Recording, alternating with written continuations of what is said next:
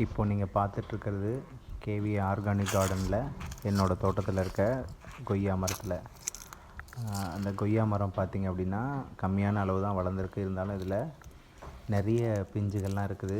கிட்டத்தட்ட ஒரு 200-300 பிஞ்சுகள் இருக்கும் போல், அந்த அளவுக்கு இருக்குது. அதுதான் நான் வீடியோவாக எடுத்து போட்டு விட்ருக்கேன். நீங்கள் பார்த்துட்ருக்கிறது அந்த மரத்தோடது தான். 2 months பேக் எடுத்தது. இது இப்போ எல்லாமே வளர்ந்து பழமாக வரும்போது நான் திரும்ப வீடியோ எடுத்து போடுறேன். ஓகே.